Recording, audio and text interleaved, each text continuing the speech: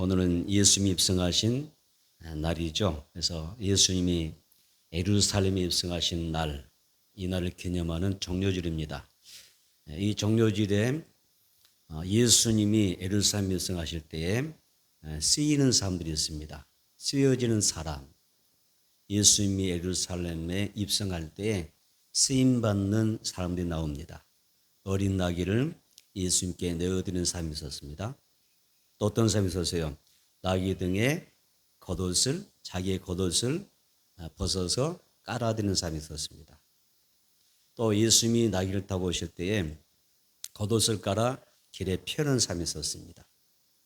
또 어떤 사람은 소리를 높여서 호산나를 외치는 사람이 있었고, 또 종려나무가지를 흔드는 사람이 있었습니다. 일종의 하나님 앞에 예수님이 만왕의 왕으로 예루살렘에 입성하실 때 쓰임받는 사람들입니다. 쓰여지는 사람들입니다. 또 심지어는 말 못하는 이 미물이라고 하는 이 수많은 짐승들 중에 특별하게 쓰임받는 낙이 새끼가 있습니다. 자, 이렇게 쓰임받는 대상이 있었습니다. 예수님은 예루살렘에 입성하셨는데 단순히 그냥 입성한 게 아니죠. 만왕의 왕으로 자신을 이제 세상 가운데 나타내시는 존귀한 그런 자리입니다. 종료절에 우리는 어떤 모습으로 주님을 맞이하며 또 내가 주님과 더불어 지금 현재 살아가고 있는지 나의 삶을 살펴보는 그런 자리가 되기를 바랍니다. 먼저 주님께 어린 나귀를 드리는 삶이 있었습니다. 마태복음 21장 2절 읽어볼까요? 마태복음 21장 2절 시작. 이르시되 너희는 맞은편 마을로 가라. 그리하면 곧 매인 나귀와 나귀의 새끼가 함께 있는 것을 보리니 풀어 내게로 끌고 오라. 아멘. 자, 여기 보면 매인 나귀와 나귀의 새끼라고 이야기합니다. 예수님은 제자들을 둘을 시켜서 저 맞은편 마을에 가서 거기에 가게 되면 매인 나귀가 있을 것이고 또 거기에 나귀의 새끼가 있는데 끌고 오라 이렇게 명령하셨습니다.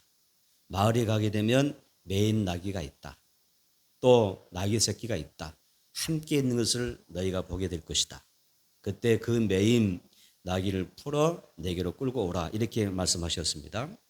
마태복음 21장 3절 읽어봅니다. 시작. 만일 누가 무슨 말을 하거든 주가 쓰시겠다 하라. 그리하면 즉시 보내라 하시니 누가 무슨 말을 하거든 주님이 쓰시겠다 한다. 그러면 즉시 내주리라 이렇게 이야기했잖아요. 그래서 나귀를 풀어 끌어들고 가고자 할 때 그 주인이 누군가가 무슨 말을 하거든 왜 이 나귀를 끌어가려 하느냐라고 묻는다면 주님이 쓰시겠다 한다. 이렇게 말하면 즉시 보낸다는 이야기죠. 자, 우리가 생각해 보면 이런 거잖아요. 어쩌면 제자들 입장에 보게 되면 좀 황당한 요구사항이잖아요. 명령이시잖아요. 그렇죠? 생명부지의 그 삶의 제에 들어가서 무작정 그 나귀를 끌고 가려고 할 때에 그 주인이 본다면 뭐라 하겠습니까? 뭐라 할까요? 그래서 주인이 과연 허락할까? 우리가 예수님이 이렇게 명령하셨는데 이 명령을 수행해낼 수 있을까? 어떤 합리적인 의문이 들지 않겠습니까? 그런데 제자들은 여기에 대하여 한마디 이런 그런 그 말도 하지 않고 어떻게 해요? 예수님이 명령하기 때문에 믿음으로 순종하죠. 차라리 내 것을 내놓으라면 쉽게 내놓을 수가 있지만 생판 모르는 그 마을에 가서 모르는 사람의 집에서 나귀가 매는 거고 이걸 풀어서 끌고 오라라고 할 때 이건 굉장히 좀 위험한 좀 어려운 그런 상황이 되지 않겠습니까? 그런데 제자들은 예수를 믿었어요. 어떤 믿음이 있을까요? 예수가 주인이라는 거죠. 이 세상과 만물과 우리의 생명과 건강도 우리의 모든 것이 세상의 모든 것이 다 누구의 것이에요? 주님의 것이다. 주가 쓰시겠다 한다. 이 말씀 속에 다루드리는 거예요. 이 제자들에게는 그런 믿음이 있기 때문에 어떤 합리적인 의문과 의심이 들어올 수도 있지만은 주님이 명령할 때 주께서 쓰신다고 할 때 내놓지 않겠느냐. 그런 생각을 갖게 됩니다. 그래서 우리는 믿음 생활하면서 하나님의 말씀을 읽고 늘 묵상하고 우리가 늘 받는 입장에서 하나님의 말씀에 여러 가지 합리적인 어떤 의문이나 의심, 우리가 어떤 불신을 우리가 표현할 수도 있겠지만은 하나님이 말씀하시면 이 말씀이 과연 하나님의 말씀이라면 그 말씀에 대하여 순종할 수 있는 믿음의 태도가 있어야 보게 될 줄 믿습니다. 그런 사람들이 기적을 체험하지 않습니까? 물이 포도주가 변하는 것도 그런 기적이지 않습니까? 그래서 우리에게는 하나님의 말씀에 순종할 수 있는 믿음의 자세가 필요한 것입니다. 우리가 주일을 함에 있어서 믿음으로 나아가게 되면 주님이 어떻게 하셔요? 이미 다 준비해 놓으시잖아요. 여호와 일에 다 준비해 놓으시고 그리고 하실 수 있는 그런 역사들을 베풀어 주십니다. 그래서 은혜가 있고 기적을 체험하게 됩니다. 믿음으로 순종하면 기적이 나타나죠. 우리 포도주가 되죠. 그렇죠? 삶의 마음도 변화시킬 수가 있죠. 우리가 말씀에 순종할 때 여러분 우리가 물로 우리가 한 걸음 내디면 물을 바다 위를 걸어갈 수 있는 은혜도 있지 않겠습니까? 그래서 믿음으로 순종하는 사람은 주님이 예배해 놓으신 그 은혜 안에서 기적을 체험하는 삶이 열리는 것입니다. 또 한 가지를 여기서 보게 되면 주께서 쓰시겠다고 하니까 나귀 주인이 어떻게 했어요? 즉시 내어 주었다. 이 나귀 입장, 이 주인의 입장에서는 어떤 상당한 믿음이 요구되는 상황이잖아요. 주님이 쓰시겠다 한다. 주님이 쓰시겠다 한다. 자, 이 말을 우리가 바꿔서 이야기하게 되면 이런 이야기 되죠. 주님의 거룩한 일을 위하여 이미 준비된 사람이라는 것이죠. 나귀 주인은 제자들의 주께서 쓰시겠다 하는 그 말을 저는 듣습니다. 예수님이 이렇게 말씀하셨다. 너 왜 그걸 끌고 가려고 그래? 왜 남의 짐승을 남의 물건을 가져가려고 그래? 이렇게 이야기할 때 주님이 쓰시겠다 한다. 이렇게 말할 때 이 사람이 아무런 말도 없어요. 놀랍게도 이 사람은 아무 말을 하지 않고 그냥 풀어줍니다. 여러분 예수님이 입성하실 때 이 새끼 나귀를 제공한 사람은 어디 출신이죠? 어디서 출신이에요? 본문에 뭐라고 했어요? 벳박에 사는 사람입니다. 벳박이라는 이 지역은요.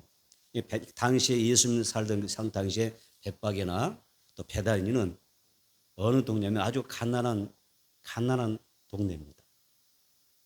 최고로 가난한 사람들이 빈곤의 사람들이 살아가는 그 지역이 베단이라든지 벳박입니다. 벳박이. 그래서 그들은 너무 가난하기 때문에 예루살렘 성 안에 들어올 수가 없습니다. 들어가 살아가지도 못합니다. 그냥 저 예루살렘 변두리에서 저 뒤쪽에서 후미진 곳에서 그렇게 조용히 살아가는 사람들입니다. 그래서 이런 가난한 베다니의 이 사람, 이 벳박의 사람에게 이 나귀 새끼를 달라 주님이 쓰시다라고 하는 것은 굉장히 큰 요구입니다. 어찌 보면 큰 재산일 수가 있습니다. 왜? 너무나 가난한 사람들이기 때문에. 그런 마을에 사는 사람이기 때문에.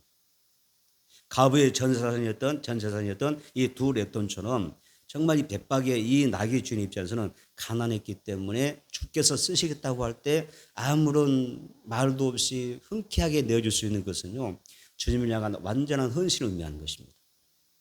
주님의 일에 우리가 준비된 삶이 아니라면 정말 이 삶이 믿음이 없는 삶이라면 모든 것이 다 주의 것이라고 하는 주라고 고백하는 그런 신앙 고백이 없다면 이런 헌신이 가능할까요?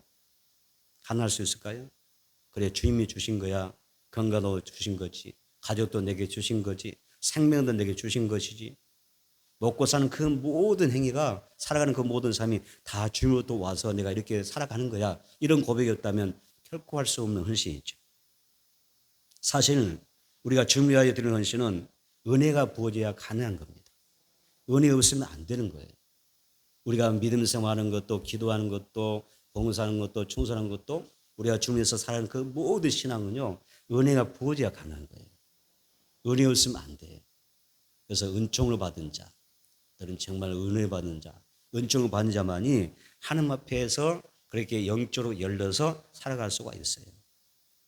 우리도 하나님의 나라와 또 교회를 위하여 준비된 그 사람 그리고 이 나귀의 주인같이 하나님 앞에 쓰임받을 수 있는 준비된 삶이 될 수 있기를 축복합니다. 말보다는 이 미물인 어린 나귀도 예수는 모신 일에 정직하게 쓰임 받잖아요. 어떻게 이 나귀 새끼가 쓰임 받겠어요? 더 훌륭하고 더 아름다운 예쁜 그런 동물도 많이 있는데 철하고 볼품없는 그것도 나귀의 어미도 아니고 새끼가 예수님을 등에 태우고 만왕의 왕이 생기신 예수님을 태우고 예루살렘에 일승하는 그 자리에 쓰임 받겠습니까? 근데 쓰임 받았습니다. 마태복음 21장 2절 봅니다. 시작. 이 시대에 너희는 맞은편 말로 가라. 그러면 곧 매인 나귀와 나귀 새끼가 함께 있는 것을 보리니 풀어 내게로 끌고 오라. 아멘. 자, 이 마태복음 21장 2절의 말씀을 주목해야 되는데 참 은혜가 되는 말씀이 있어요. 2절 끝부분에 보면 예수님의 제자들에게 뭐라고 말씀하셨죠? 풀어 내게로 끌고 오라 말씀하셨죠. 우리 이 땅을 살아가면서 여러분 무엇인가 매여 삽니다. 매여 살고 있습니다. 어떤 삶은 근심 걱정에 매여 살죠. 그래서 늘 근심이 떠나지는 않아요. 그러니까 떠나지 않습니다. 어떤 삶은 물질에 매여 삽니다. 물질로 인하여 하나님 앞에 나아가지 못합니다. 오직 나아갈 수가 없습니다. 매여 있기 때문에 그렇습니다. 어떤 삶은 건강에 매여 살고 어떤 삶은 환경에 매여 삽니다. 어떤 삶은 직장에 매입니다. 생업에 매여서 살아가지 못합니다. 하나님 앞에 온전히 나아가지 못해요. 저는 이 신앙생활하면서 인생을 살아가면서 많은 그리스도인들이 어떤 매임에 의하여 하나님 앞에 곧장 나아가지 못하는 안타까운 현실을 많이 봅니다. 그런 어떤 매임 때문에 영적으로 이렇게 풀려져야 되는데 믿음으로 나아가지 못할 거예요. 그래서 이런 매인 것들이 내 영혼을 여러분 유쾌하게 합니까? 뭐 상쾌하게 하고 하거든지 뭐 통쾌하게 합니까? 뭐 유쾌, 상쾌, 통쾌 그런 것처럼 내 영혼이 통쾌합니까? 우리 영적으로 즐거워하거든요. 사람이 내게 말하기를 하나님의 집 여호와의 집에 올라가자 할 때에 내가 기뻐하였도다. 얼마나 상쾌합니까? 누군가 나에게 우리 오늘 교회 갑시다. 오늘 거룩한 주일입니다. 함께 나가서 하나님 앞에 예배합시다. 오늘 성진 나갑시다. 좋아요. 너무 감사해요. 내게 그렇게 말하니까 너무 고마워요. 기뻐집니까? 즐거워집니까? 교회 갑시다. 당신아 가세요. 예수 열심히 믿읍시다. 당신아 열심히 믿으세요. 즐겁지가 않아요. 그래서 많은 사람들이 영적으로 눌려져 있기 때문에 낙심하고 뭔가에 매였기 때문에 좌절하고 불안하고 초조합니다. 예수 믿는 사람이 왜 불안할까요? 내가 예수 믿는데 왜 초조할까요? 예수를 믿는 내가 왜 긴장하면서 삽니까? 여러분 문제 있지 않습니까? 진리가 너희를 자유케 하리라 말씀하시는데 왜 내가 그렇게 살아야 되죠? 교회를 향하여 나오는 발걸음은 즐거워야 됩니다. 행복해야 될 줄을 믿습니다. 그래서 여러분 잘 생각해 보세요. 여러분은 지금 여러분의 그 삶이 영이 어떻습니까? 예루살렘에 입성하신 만왕의 왕, 유월절인 양 예수로 나의 모든 삶이 매였던 것에서 풀려나기를 축복합니다. 그리고 보혈의 능력으로 고난과 질고와 모든 어려움부터 여러분들 풀리고 또 형통하는 그런 은혜가 임하기를 축복합니다. 마태복음 21장 2절을 자세히 보면 한 가지 특징이 있어요. 여러분 이 성경을 보면서 어디에까지 생각이 미친지 한번 생각해 보세요. 자, 2장 21장 2절을 보게 되면 어미 나귀가 풀리니 뭐가 풀려요? 어미 나귀 지금 푸는 거 뭐예요? 나귀 새끼를 풀어내는 게 아니었죠. 그렇죠? 나귀의 새끼를 푸는 게 아니잖아요. 지금 어미를 메인 것에서 풀어놓은 거잖아요. 그렇죠? 풀고 끌고 가는 거잖아요. 어미 나귀가 풀려서 예수 앞으로 나아갈 때 어린 나귀는 자연스럽게 따라 나서는 거예요. 만약 바꿔놓아서 어미 매여 있는 어린 나귀를 다 나귀를 묶어놓고 만약 나귀 새끼만 끌고 가려면 얼마나 힘들까요? 가려고 그러겠어요? 엄마는 여기인데 새끼가 무작정 따라 나섭니까? 막 네 발로 버티고 엄청 날 거 그죠? 엄청 그렇게 표현할 거예요. 어미 나귀는 자신의 새끼를 주님 앞으로 인도하는 역할을 하는 거예요. 여기까지 어미에게 주어진 사명이었어요. 예수님 앞으로 그 새끼를 어미는 어땠어요? 예수님 앞으로 인도하는 사명. 오늘 본문은 그렇게 쓰임 받는 것입니다. 또 어린 나귀는 어때요? 어미를 따라가다 멋모르고 따라가다가 마치 구린의 시몬이 예수님 십자를 억지로 지는 것처럼 멋모르고 엄마가 가니까 따라가다가 예수님의 손에 붙잡힌 거잖아요. 그래서 예수 딱 등에다가 예수님을 태우고 쓰임 받는 거예요. 다시 말하면 부모가 영적으로 열려야 돼요. 부모의 영적으로 먼저 풀려야 됩니다. 내 부모가 풀리지 않는데 자녀가 풀릴 수가 없습니다. 부모가 먼저 풀려야 영적으로 자유함을 들 때 그 자녀들이 예수 앞으로 이끌림 받는 것입니다. 어미 나기천 여러분들이 여러분의 자녀를 예수님께 인도하는 사명 잘 감당할 수 있기를 축복합니다. 주의 나로 하여금 어미 나기처럼 내 역할이 뭘까요? 내 자녀들을 향한 역할이 뭘까요? 내 자녀를 향한 나의 삶이 뭘까요? 내가 그 자녀들이 예수님을 잘 믿을 수 있도록 예수를 주로 모시고 살 수 있도록 인도해 주는 그 역할을 하는 거예요. 뭔가 지어지고 학원 열심히 가르치는 거, 학원비 비싼 학원비 내가면서 열심히 가르치는 거, 교육시키는 이게 다가 아니라 내 자녀를 어떻게 주님 앞으로 잘 인도해 주는 삶이어야 되죠. 어떤 부모는 내가 돈 많이 벌어서 자녀들에게 막 재산을 많이 상속해 주면 부모 사명 다 한 줄 알아요. 크게 한 줄 알아요. 그게 아닙니다. 천하보다 귀한 것이 생명이에요. 오늘 밤 내가 너의 영을 취하면 너의 그 모든 수고한 것이 다 누이시 되겠느냐? 저희 말씀하지 않습니까? 그래서 부모의 사명은 예수님 앞으로 자녀를 잘 인도하는 것입니다. 만약 어미 나귀가 기둥에 묶여 있다면 나귀 새끼가 순순히 따라가지 않았을 것입니다. 그래서 내가 먼저 풀려야 자녀의 앞길이 열린다는 것을 꼭 기억하십시오. 우리는 어떤 매임으로 내가 주님 앞에 오지 나가지 못할까 한번 생각해 보십시오. 나를 꼼짝달싹 못하게 하는 그 묶고 있는 나를 기둥에 묶어서 더 이상 하나님 앞에 나아갈 수 없게 만드는 그 사탄의 매임 그 저주꾼을 풀어낼 수 있는 그런 은혜가 있게 되기를 축복합니다. 오늘 우리에게 예수님의 이름과 또 순종하는 믿음이 필요한 것입니다. 또 우리가 성령의 능력의 이 강력한 기름 부음을 받아야 됩니다. 맞습니다. 성령의 강력한 기름 부음을 받아야 된다. 예수 이름으로 우리가 승리하지만 구원받지만 기름 부음이 필요해요. 예수님 제자들에게 예수님이 뭐라고 하셨어요? 마지막으로 분부했던 것은 예루살렘을 떠나지 말아라. 오직 성령이 너희에게 임하시면 너희가 권능을 받고 예루살렘과 유대와 사마리아 땅끝까지 이르러 내 증인이 되라. 권능 받을 때까지 떠나지 말라 했어요. 자, 우리가 성경에서 왜 강력한 성령의 기름이 필요하냐? 우리가 기름 부음할 때 삶이 풀리는 거예요. 또 그리고 우리가 열린의 역사가 있는 것입니다. 여러분 얼마나 기름 부음이 중요한지 아세요? 성경에 이런 표현이 있어요. 기름 부음은 성령 충만을 이야기하거든요. 기름 부음이 임해야 내 목에 매었던 이 우리 서울 생각하면 멍이잖아. 목에 어깨에 목에 멍이가 풀어진다 했어요. 기름 부음 까닭에 멍이가 풀어지고 내 어깨 무거운 짐들이 내려간다 했어요. 벗어난다 했어요. 그 성령 충만. 성령 충만이야 나를 얼고 매었던 그 모든 멍이가 풀어지는 거예요. 그럼 내 모든 삶의 무거운 짐들이 풀어지는 거예요. 그래서 여러분 기름 부음이 중요합니다. 여러분 오늘 우리가 하나님 앞에서 어미 나귀처럼 이 자녀의 인생과 신앙을 잘 이끄는 그 사명 감당하는 것도 중요하고 그러면 먼저 우리가 성령으로 충만한 게 매우 중요하죠. 저희 교회의 전통은 성령 대망입니다. 그래서 이제 59차까지 왔는데 여러분 이제 오늘부터 시작해서 금요일까지 진행을 합니다. 그래서 우리 고난 주간에 맞춰 진행된 이 성령 대망에는 주님과 연합하는 정말 소중한 시간입니다. 나는 여러분들이 하나님의 은혜를 누리고 살아가기를 원합니다. 말씀을 사모하고 은혜를 사모하고 성령을 사모하십시오. 하나님은요 은혜 사모한 자에게 주시는 분이에요. 따라서 사모하는 영혼에 만족함을 주신다. 성경은 사모한 자에게 주신다 하셨어요.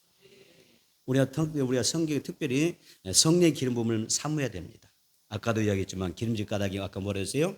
우리 목에 매인 멍이가 부러지고 기름진 까닭에 성령의 기름진 까닭에 어깨에 매인 무거운 짐들이 벗어진다. 성경이 이렇게 기록하고 있기 때문에 그렇습니다. 나와 여러분이 성령의 기름 부음을 더욱 갈망하기를 축복합니다. 본문이 나오는 나귀주의는 사복음서에 언급됩니다. 사복음, 마태복음, 마가복음, 누가복음, 요한복음이 다 나와요. 이 나귀주의에 대한 이야기 나와요. 근데 한 가지 특징이 있어요. 그래도 적어도 마태, 마가, 누가, 요한복음 사복음서에서 이 나귀주의 소개된다면 그래도 한 복음 정도에서는 이름이 소개되지 않겠어요? 나귀주의 이름 아세요? 여러분 나귀주의 이름 아십니까? 안다면 여러분 좀 이상한 사람들입니다. 왜 그렇죠? 성경에 기록되지 않았기 때문에. 아니 이렇게 예루살렘 입성에 굉장히 중요한 역할을 했잖아요. 뭐 종려나무 가지 있는 거 걷어서 벗어 펼쳐서 예수님 영접하는 것도 중요한데 나귀 새끼 없으면 어떡해요? 이 예루살렘 입성은요, 나귀 새끼가 여러분 가장 중요해요. 포인트예요.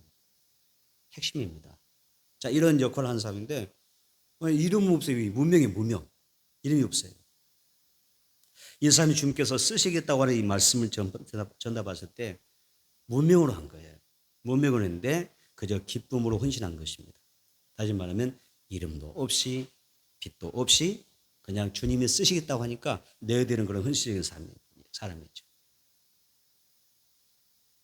이 고난주간에 또 주님을 위하여 드려지는 쓰임받는 사람들이 있습니다. 성경 보니까 누가 있습니까? 고린도 사람 시몬이 있습니다. 예수님이 지신 십자가 대신 짊어지고 골고다 내고 올라간 사람입니다. 모든 사람들의 어떤 조롱들, 수많은 그런 이 욕설 중에도 예수님께서 십자가를 지고 갔습니다.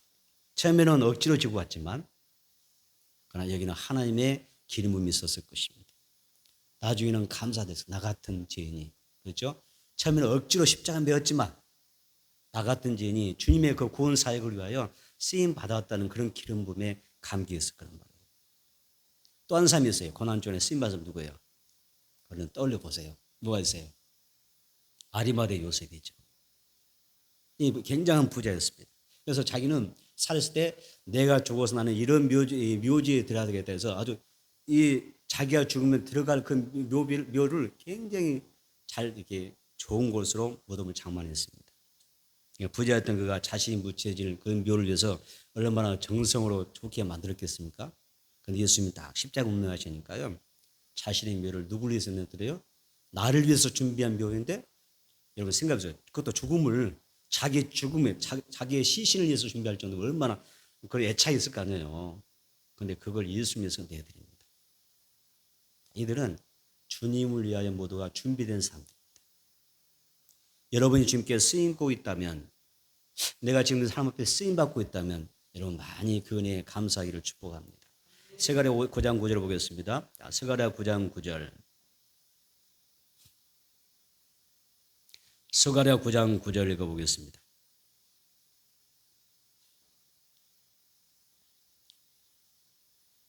스가랴서 9장 9절 시작. 시온에 따라 크게 기뻐할지어다. 예루살렘에 따라 즐거이 부를지어다. 보라 내 왕이 내게 임하시나니 그는 공의로우시며 구원을 베푸시며 겸손하여서 나귀를 타시나니 나귀의 작은 것 곧 나귀 새끼니라. 아멘. 자, 여러분, 스가랴서 9장 9절의 말씀은 어디에도 있습니까? 오늘 본문이 나오죠. 다시 말하면 이 본문이 나온 나귀 준의 의식은요, 예수님이 예루살렘에 성할 때 나귀 새끼를 제공했잖아요. 헌신했잖아요. 이 사건을 이루는 사람이에요. 이것이 스가랴 9장 9절의 말씀인데, 이 나귀주의 헌신이 어떤 결과를 가져오냐면 스가랴 9장 9절의 그 예언의 말씀을 성취하는 겁니다. 그 말씀을 이루는 것이죠. 굉장히 중요합니다. 나귀주에게 있어서 이보다 더 큰 영광이 어디 있겠어요? 나의 그 조그마한 헌신이 어디에 돼요? 결국은 하나님의 말씀을 성취하는, 구원사에게 갑자기 쓰임받는 그 자리에 있다고 하는 게 얼마나 영광스럽겠습니까? 나는 아무 생각 없이, 그러니까 성경에는 이름조차 기록되지 않았지만 이름도 없이 빛도 없이 내가 충성했는데 주님이 뭐라고 하셨어요? 너는 하나님의 말씀을, 구약의 말씀을 성취하는 그런 친구가 되는 거예요. 그래서 하나님의 말씀을 이루는 삶. 오늘 우리의 삶은 어때야 돼요? 늘 내가 부족하지만 작은 부분에서, 작은 어떤 상황에서도 하나님의 말씀을 성취해내는 삶이 되어지는 것이 중요합니다. 말씀으로 오신 예수님, 성경대로 사시다가 성경대로 죽으셨잖아요. 성경대로 부활하시죠. 성경대로 다시 오실 것을 말씀하고 있죠. 우리도 그 예수님 본받아서 말씀을 따라 그 말씀 이루며 살아가는 그런 주인공들이 되기를 축복합니다. 두 번째는 또 어떤 삶이 있었어요? 겉옷을 드리는 삶이 있었습니다. 마태복음 21장 8절을 봅니다. 마태복음 21장 8절. 마태복음 21장 8절 시작. 무리의 대다수는 그들의 겉옷을 길에 펴고 다른 이들은 나뭇가지를 베어 길에 펴고. 아멘. 자, 사람들이 겉옷을 길에 펴고 그 다음에 나뭇가지를 베어 길에 까는 행위가 있는데 이건 무엇을 의미합니까? 자, 이와 비슷한 내용이 열왕기하 9장 13절에 나옵니다. 한번 봐보세요. 열왕기하 9장 13절에 나오죠. 어떤 내용이 있을까요?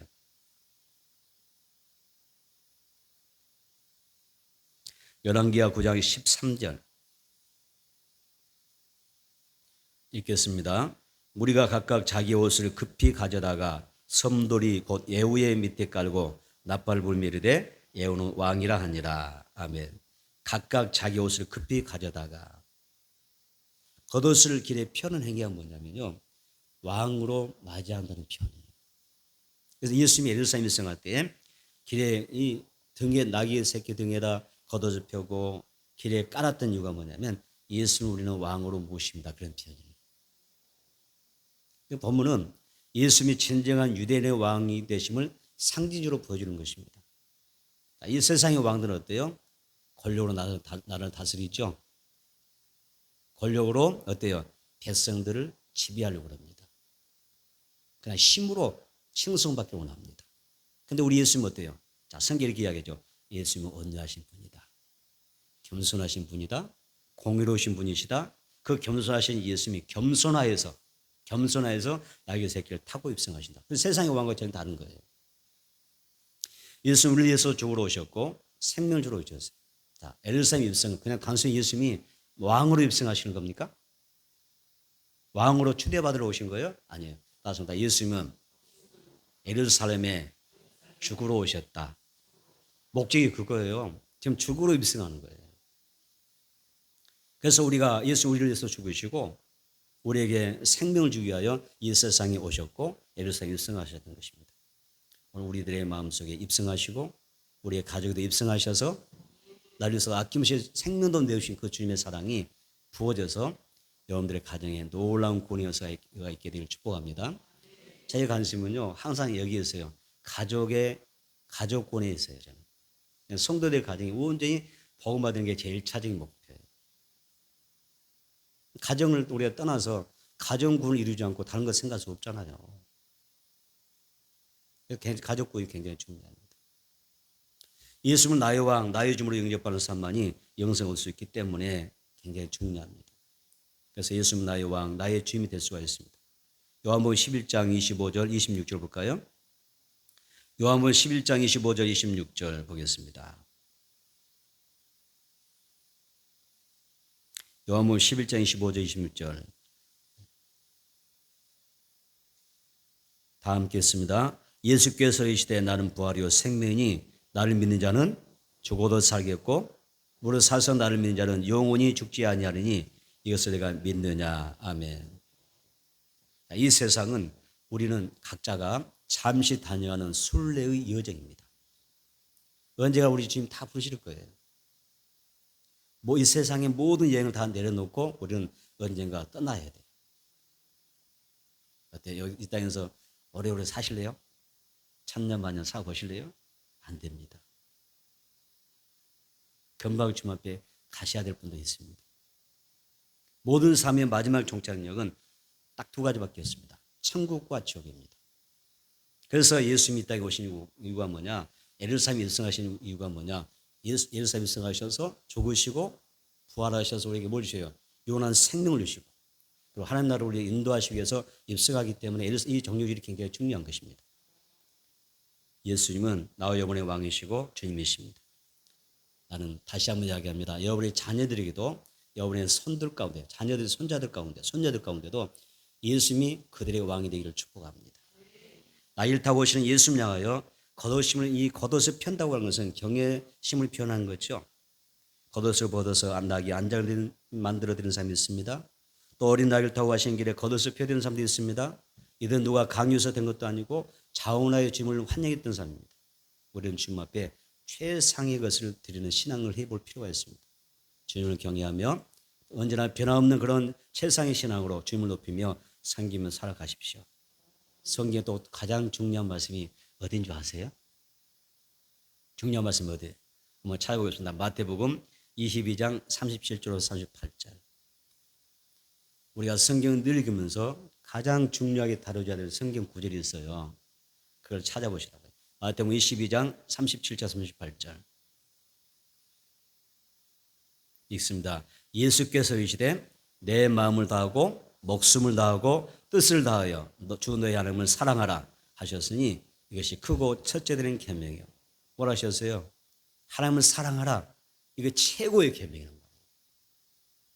그러니까 가장 중요하게 얘기해야 될, 가장 순종해야 될 말씀입니다.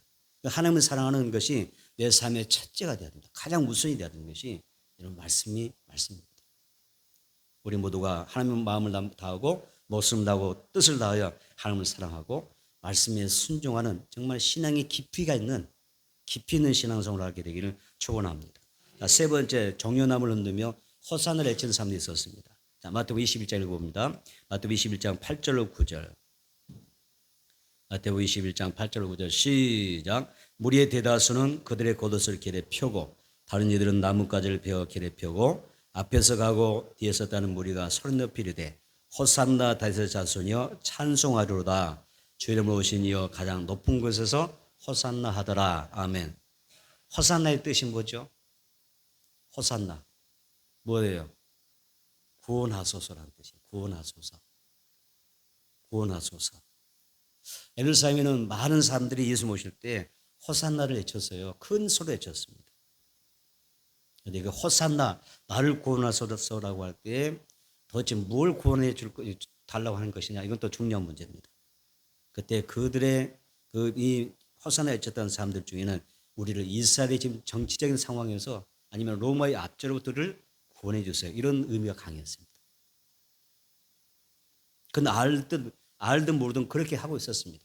그런데 그들의 행위는 알고 모르고 하든 간에 분명해서 오늘 우리에게 주는 메시지는 뭐예요? 우리 영적으로 이렇게 말씀하시죠. 우리에게는 하나님 앞에 우리 영혼을 구원해 주옵소서. 나를 죄에서, 죄자리에서 나를 구원해 주시옵소서. 그게 호산나입니다. 물론 정치적으로 우리를 해방 주세요, 구원해 주세요, 이것도 호산나일 수가 있지만 더 중요한 건 뭐예요? 나의 영혼이 잘 되게 도와주세요. 이게 더 중요한 것입니다. 예수님의 예루살렘 백성은 많은 사람을 구원하러 오셨습니다. 그 이후로 우리가 구원받고 하나님의 백성이 된 것입니다. 여러분, 이 한 주간도 호산나를 많이 외치세요. 나를 구원하소서, 우리 가정을 구원하소서, 예수 믿고 구원받게 하소서, 영생하게 하소서, 예수님 살면서 예수님처럼 부활의 첫 예물 되신 예수님처럼 우리 가정도 다 부활의 자리에 서게 도와주세요. 부활의 몸 먹게 해주세요. 이 호산나 이 애점 속에는 또 어떤 뜻이 담겨 있냐면요, 이런 뜻이 있어요. 호산나 구원하소서는 뭐냐면, 호산나 구원하소서면 평안하게 해주세요, 형통하게 해주세요, 이런 뜻이 있어요. 나를 구원하소서, 형통하게 해주세요, 평안하게 해주세요, 이런 뜻이 있어요. 하나님 우리를 환난에서, 고통에서, 질병에서 구원하소서. 할렐루야. 그래 되기를 축복합니다. 만왕의 왕이신 주님이 여러분과 지금 함께 하십니다. 우리 모두 주님 앞에 호산나 찬송하려다 그 믿음의 고백을 들은 가운데 하나님 여러분의 삶 가운데 영과 혼과 육과 삶 현장 가운데 우리 자녀 가운데 구원의 역사가 펼쳐지기를 축복합니다. 그래서 우리 가정이 다 잘 됐으면 좋겠어요. 영혼도 잘 되고 육체도 건강하고 범사 잘 되기를 축복합니다. 우리 자녀들이 더 잘 되기를 축복합니다. 여러분 자녀들 잘 되겠으면 좋겠어요. 멀리 있는 자녀들이 잘 돼야 되잖아요, 그죠? 자녀들이 잘 돼야 돼요. 호산나를 외치십시오. 예수님이 어린 나귀를 타고 입성하실 때 많은 사람이 나뭇가지를 베다가 길을 깔았습니다. 그리고 종려나무를 흔들었습니다.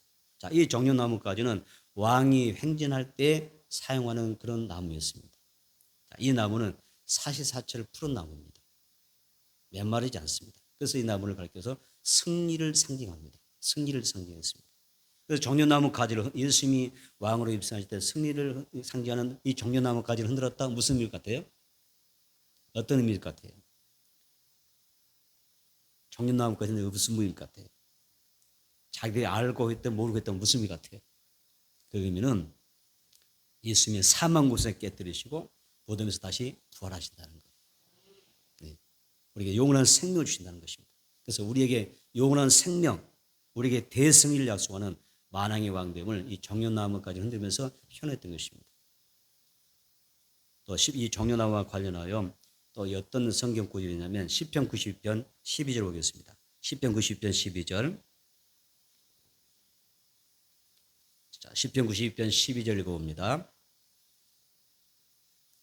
같이 읽습니다. 의인은 종려나무같이 번성하며 레바논 백향목같이 성장하리로다. 자, 여기서 의인은 종려나무와 같이 번성하리라 이렇게 얘기했잖아요. 번성, 승리를 상징했습니다. 자, 이 종려나무는요, 흔들림이 없는 견고한 믿음을 뜻하는 것입니다. 항상 변함없어야 돼요. 근데 이 예루살렘 입성에 예수 말씀하실 때 종려나무까지 흔드는 사람들 가운데 또 배반자도 많이 나왔잖아요. 그렇죠? 예수님의 승리를 외치면서 예수님의 승리를 상징하는 이걸 기념하며 이렇게 외쳤던 사람들 중에 예수님을 욕하고 배반하는 사람 나온단 말이에요. 무슨 말이에요? 변함없는, 언제나 변함없는, 어제나 오늘이나 동일하시죠. 언제나 변함없는 예수님처럼 너 흔들리지 않는 믿음으로 항상 변함없는 믿음을 내게 보여다오. 그래서 하나님의 역사를 가져오는 그런 믿음의 가지가 되기를 바라십니다. 이런 변함없기를 축복합니다. 예수님을 향한 사랑 변함없기를 바랍니다. 예수 안에서 날마다 승리하는 은혜가 있게 되기를 바랍니다. 세 번째 마지막은 예수님은 성경의 예언대로 예루살렘 입성하셨다. 굉장히 중요하잖아요. 예수님이 예루살렘 입성 정료주일 오늘 정료주일이고 예루살렘 입성하신다는 기념한다는데 우리가 그냥 연례 행사되면 안 되는 거잖아요, 그렇죠? 예수님 예루살렘 입성하신 것은 성경을 응하게 하신 목적이구나. 예수님이 어릴 때부터 예루살렘에 몇 차례 입성하셨어요. 그 전에 몇 차례 입성하셨는데 그때와 지금은 달라요. 예수님이 유월절을 지키기 위하여 예루살렘 입성도 하고 그랬지만은 지금 오늘 입성하신 내용은 전혀 다른 차원이죠. 왜 예수님이 예루살렘 입성하셨을까요? 예수님 한번 잘 살아보려고, 인기 한번 끌어보려고 어떻게 입성하셨어요? 나의 삶을 통하여 하나님의 말씀이 이루어지도록 성경대로 죽으러 오신 겁니다. 자신 십자의 제물로 내어주심으로 내가 성경대로 죽으러 예루살렘 올라가신다고 말씀하고 있는 게 여러분 놀랍지 않습니까? 여러분 왜 사십니까? 잘 살아보고 사시죠. 그죠? 행복하게 살려고 하시는 거잖아요. 예수님의 삶의 목적과 우리 달라요. 우리 너무나 달라요. 예수님은 아예 처음부터 죽으러 오신 거예요. 성탄절 우리는 예수님의 막 축하를 하고 우리가 경배하고 그러잖아요. 우리는 좋지만 적고 행복하지만 예수님께는 죽으러 오신 거예요. 예루살렘 입성도 우리가 환영하지만 예수님은 죽으러 오시는 거예요. 다르죠. 우리는 잘 살기 위해서는 예수님은 죽으러 가신다니까요. 마태복음 20장 보겠습니다. 마태복음 20장 8절로 19절 보겠습니다.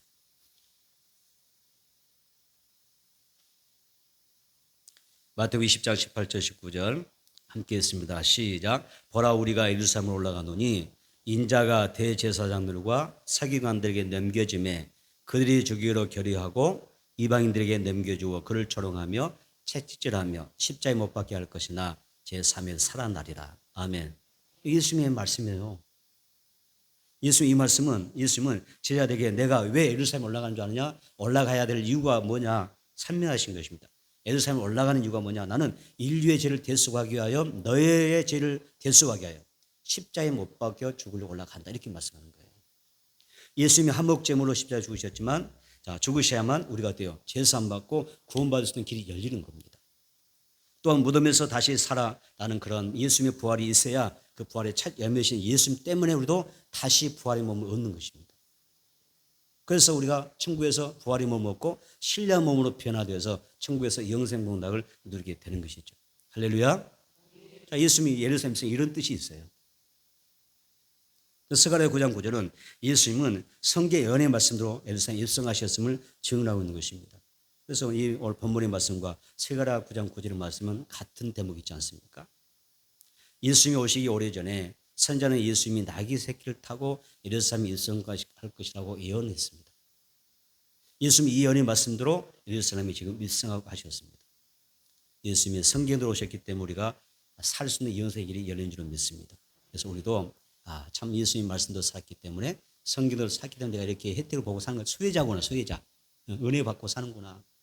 이걸 생각하신다면 나도 예수님처럼 어떻게 사셔야 되지는 내가 작은 부분이나마 미력하나마 지구촌에 한 모퉁이 쓸더라도 그렇죠? 그건 누구의 고백이 아시죠? 누가 그랬어 그 말을? 지구에 한 모퉁이 쓴 사람 누구예요? 여러분 모르면 저도 모릅니다. 네. 그래서 그런 말하는 사람처럼 우리도 한 부분에 작은 미약한 부분이라도 성경 말씀을 여러분 이루는 삶을 사셔야 한다니까요. 말씀 충만하기를 축복합니다. 그래서 고난주간에 예수님처럼 생명을 살리고 또 영생을 전하는 그런 하나님의 러브레터로, 아멘, 메신저로 살아갈 수 있는 은혜가 있게 되길 축복합니다. 말씀을 정리하겠습니다. 예수님을 나의 왕, 나의 주님으로 영접하면 복이 임할 것입니다. 형통이 임할 줄 믿습니다. 호산나 외쳤을 때 나를 구원하소서죠. 그 구원하소서 호산나의 그 뜻에는 평안하게 하소서, 형통하게 하소서 뜻이 담겨 있어요. 예수님 잘 믿으면 정말 나의 주 나의 왕으로 잘 모시면 어때요? 하나님이 그런 길도 열어주실 줄 믿습니다. 또 생명에서 사망에서 생명으로 옮겨지는 복을 받게 될 것입니다. 그래서 그분은 나의 왕, 나의 주님이 되시는 것입니다. 생사복이 조건하신 예수님께서 나와 내 가정의 왕이 되셔서 다스려 주시는 은혜가 있게 되길 축복합니다. 또한 주님이 나를 쓰시겠다고 한다면 나는 언제든지 이 문명의 사람들처럼 나의 주인처럼, 그렇죠? 나의 가장 소중한 것을 주님 앞에 나는 주인에게 드릴 수 있습니다. 나의 모든 조건이 하나님께 있음을, 주님께 있음을 고백할 수 있는 그런 믿음이 있었으면 좋겠어요. 또 59차 성령 대망의 가운데는 내가 이 한 주간에는 예수님을 향하여 호산나를 많이 외쳐서 내 삶에 많은 영적인 구원의 역사가 있게 되기를 바랍니다. 6월절은 양 예수님이 우리에게 성령의 기름을 강물처럼 부어주시기를 바랍니다. 그래서 하나님의 은혜로 세상 근심, 걱정, 가난, 질병, 사고, 재난 그 모든 환경으로부터 자주로부터 하나님께서 자유케 해주시는 그런 은혜가 있게 되기를 바랍니다. 풀리게 되기를 바랍니다. 그래서 우리의 왕 예수님의 은혜로 근심, 걱정이 다 빗겨갔으면 좋겠어요. 이게 뭐예요? 6월절의 은혜. 다 빗겨. 오다가도 빗겨가 버려요. 근심, 걱정이 막 오다가 6월절 은혜가 임함으로 어때요? 다 건너뛰는 거예요. 6월절 뛰어넘는 거예요. 가난과 질병이 찾아왔다고 무너가는 거예요. 실패도 떠나가는 것입니다. 6월절에 오는 양 은혜가 가득하기를 축복합니다. 예수님 우리 교회의 왕으로 오셔서 성녀로 호흡하는 예수 생명 공동체 만들어 주시기를 축복합니다. 그래서 주님의 그 기쁨과 평화와 형통의 기름 부음이 계속해서 우리의 삶 가운데 흘러넘치는 그런 은혜가 있게 되기를 축복합니다.